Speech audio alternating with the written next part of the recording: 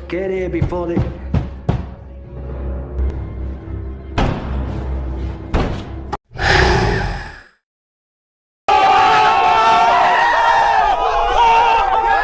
Guys, dimanapun kalian berada, gimana kabarnya? Selamat datang di channel Emput Film. Bersama saya, Jack. Kali ini saya akan memicu adrenalin dan hormon brutal dalam diri Anda yang mulai memudar. Karena jika Anda terlalu lemah, maka Anda akan dibanggungkan dan diintimidasi oleh orang lain. Untuk itu, saya akan merangkum sebuah film yang berjudul Leatherface yang dirilis pada tahun 2017. Di mana film ini akan membuat mental Anda salto-salto dan pori-pori Anda merinding disco, sehingga jiwa barbar kalian menjadi kuat dan tahan lama. Haha, oke, jangan berlama-lama, kita langsung aja ke TKP. Let's go!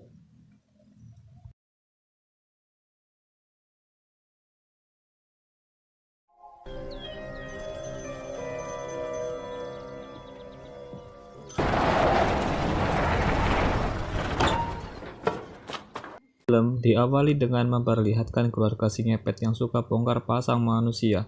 Di situ ada seorang pria yang akan mereka segera execute.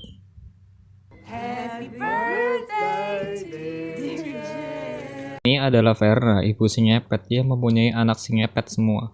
Namun ada salah satu anak yang berbeda dengan yang lain, yang dimana ia merasa perbuatan ini terlalu jahat dan membanggongkan, yang bertentangan dengan adat istiadat setempat. Anak ini bernama Jet. Jet, go! Go! Pentakill! 1955 di Texas terlihat ada Bondon dan Bagong yang sepertinya akan melakukan adegan but-butan di suatu tempat. Namun dalam perjalanan mereka menemukan bocah dengan topeng kebo, di mana si Bondon mengikutinya sampai di gudang dan langsung kejeglong di sebuah lubang kematian. Tolong! Ternyata itu ulah anak-anak Verna, di mana mereka langsung meluncurkan mesin mobil tepat di atas badan si Bondon yang langsung membuat ia tewas seketika. Beberapa waktu kemudian Pak polisi pun tiba di sana dan ternyata si Bondon itu anak dari sang kepala polisi yang bernama Hartman. Emosi dengan kejadian ini, si Hartman pun mengancam akan memenjarakan anak tertua Verna. Namun karena tidak adanya bukti dan mengaku hanya menemukan mayat di sana, Hartman pun tidak bisa berbuat apa-apa. Tak lama muncullah Verna yang meminta Jet anaknya untuk dilepaskan. Namun dengan alasan untuk melindungi anak di bawah umur, Hartman pun tetap akan membawanya, lalu mengatakan bahwa Verna sudah merebut putrinya, maka dia pun akan merebut balik anaknya juga. 10 tahun kemudian, Jet pun ditempatkan di sebuah tempat perlindungan anak atau panti, di mana di situ ada banyak sekali anak-anak bermasalah yang memiliki keluarga kriminal, sehingga mereka semua memiliki nama baru agar keluarga mereka tidak bisa mengenalinya.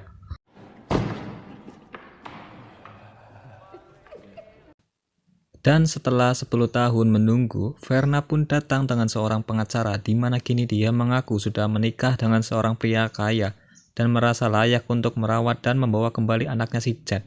Tapi karena semua anak-anak di sana sudah berganti nama dan tak ada yang bisa mengenalinya, sang kepala fasilitas perlindungan ini pun menolak untuk mengakses permintaannya dan meminta Verna untuk pulang.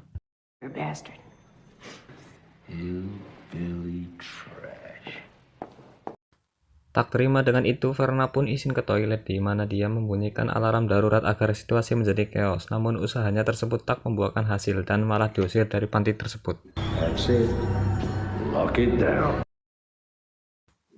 Akibat alarm yang dibunyikan, semua pasien pun menggila, di mana mereka mencoba menerobos pintu keluar untuk bisa kabur dari sana. Di sisi lain, kita akan melihat seorang remaja berbadan tinggi kempal bernama Bud, di mana saat dua penjaga lengah, Bud pun berhasil melepas ikatan di tangannya untuk kemudian membunuh mereka berdua. Lalu segera pergi ke ruang kepala panti, dan tanpa rasa ragu, Bud pun langsung mendekati kepala panti dan langsung menjedor-jedorkan kepalanya ke kaca jendela hingga dia tewas saat itu juga.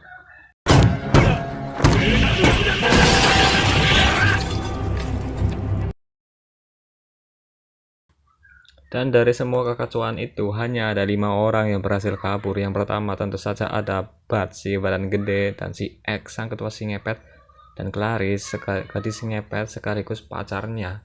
Dan Jackson adalah salah satu anak yang paling normal di antara yang lain. Dan terakhir mereka membawa seorang perawat cantik bernama Betty untuk dijadikan sandera jika tiba-tiba polisi menangkap mereka. And everyone dies. Change. No. You're making her get undressed. Dan dari mereka berlima, tentu saja Egg yang paling berat dan sok memimpin, di mana Jackson, Bud, dan si perawat kurang menyukai Egg karena sikapnya tersebut. Mexico. Perhaps you've heard of it?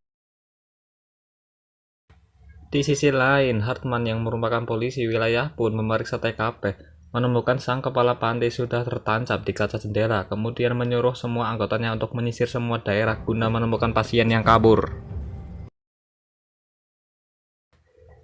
Kembali ke Egg dan gengnya yang tiba di sebuah kedai untuk kemudian mereka memutuskan makan sembari mencari uang, senjata, dan kendaraan. Sementara Bud menunggu di luar. Jackson dan Betty pun terlihat duduk tegang di sana berharap bisa lepas dari situasi ini.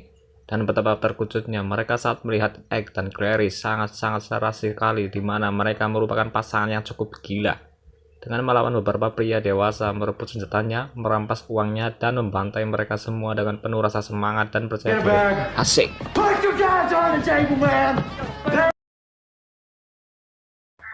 Tak lama datanglah Hartman datang ke TKP yang sudah terlambat datang ke sana dan hanya menemukan mayat berserakan dengan beberapa bagian tubuh yang hancur, dan itu sangat menajongkan.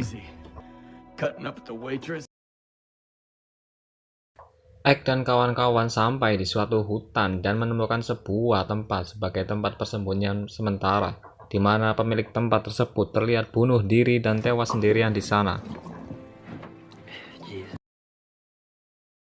Malam pun tiba ketika Jackson dan Betty benar-benar ingin segera lepas dari semua mimpi buruk ini. Egg dan Clarice justru tengah asik melakukan pengembutan, dan yang paling mengejutkan adalah mereka berdua melakukan itu tepat di samping jasad pemilik tempat tersebut.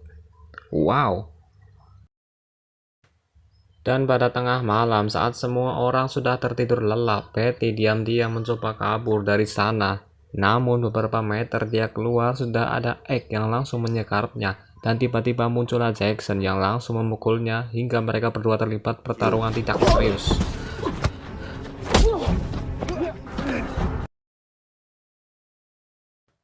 Tak lama Clarice dan Bud pun muncul, di mana dia mengancam akan membunuh Betty jika sekali lagi dia mencoba untuk kabur. Karena kejadian ini, Egg pun kesal kepada Bud, ditegaskan untuk menjaga Betty dan menghina fisik dan kebodohannya.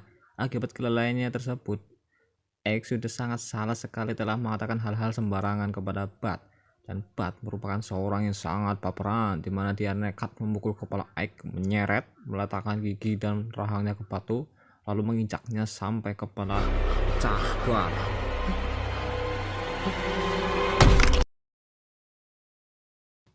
Esoknya, Clarice pun menyuruh Jackson dan Betty mencari Egg, sementara dia akan mencari ke sisi lain. Dan saat Jackson dan Betty menemukan Bud tepat di samping mayat Egg, Clarice pun tertangkap oleh Hartman, di mana dia dipukul kemudian ditembak di bagian paha. Lalu saat Clarice mengecek anaknya yang sudah meninggal, Hartman langsung menembak kepala Clarice saat itu juga.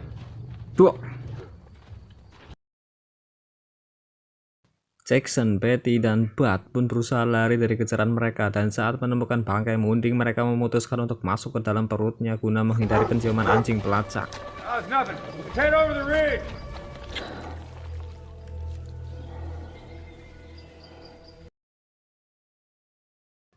Saat sudah pergi, mereka pun membersihkan diri di Kalen Apur dan kembali berjalan untuk mencari tempat sembunyi.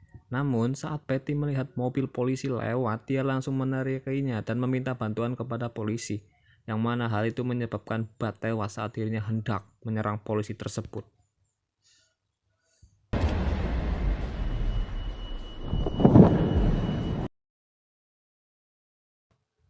Sontak hal itu membuat Jackson emosi, dan seketika wajah baik dan normalnya tiba-tiba berubah, di mana dia memukuli polisi beberapa kali, menarikannya, kemudian meletakkan kepalanya di lawang pintu mobil dan dijedotin pintu mobil ke kepalanya sampai si polisi meninggoy.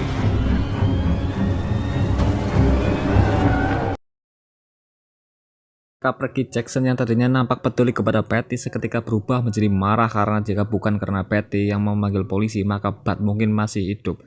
Tak lama Hartman pun muncul dan menembaki mobil mereka, di mana wajah Jackson terserempet peluru yang membuat dirinya tampak mengerikan, dan saat Patty hilang kendali, mobil mereka terguling yang menyebabkan mereka berdua tak sadarkan diri.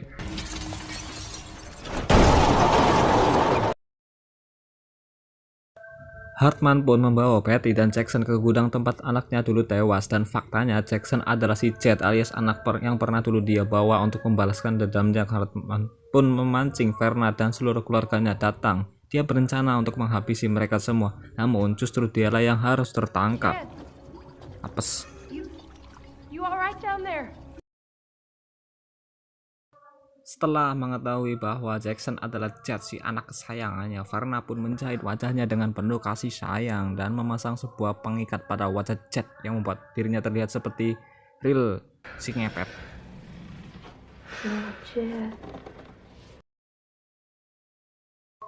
Kembali ke Hartman yang sedang sekarat, di mana semua anggota keluarga si ngepet berkumpul termasuk Patty, dan tak lama muncullah Jackson alias Jet yang membawa sebuah gergaji mesin, di mana Verna mengatakan bahwa orang asing hanya membisikinya dengan kebohongan. Look what that man did to your face. Dan tak butuh lama untuk berpikir, Jet pun langsung menebas tubuh Hartman dengan sangat sadis, dan saat mereka lengah, Patty pun berusaha kabur dari sana untuk kemudian Jet pun mengejarnya dengan gergaji mesin, dan saat Patty menginjak ranjau, dia pun mencoba merayu Jet untuk pergi dari keluarga sadisnya tersebut. We can still get out of here together. Namun Jet sudah muak dengan bersikap baik, memilih untuk berpihak pada keluarganya, dan tanpa rasa ragu sedikit pun dia menebas kepala si Patty.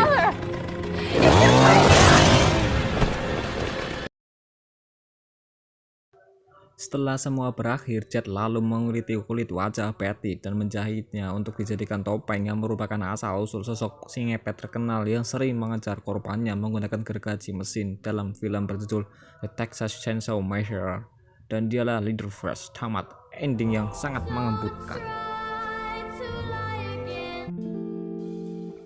Film ini mengisahkan masa muda dari sosok ikonik di film The Texas Chainsaw Massacre, yang mana film itu sendiri sangat terkenal sekitar tahun 70-an kalau nggak salah, dan meraih pendapatan yang lumayan sih, karena dibuat di beberapa seri atau sekuler. Saat itu masih jarang film-film yang bertemakan horror atau sadis-sadis.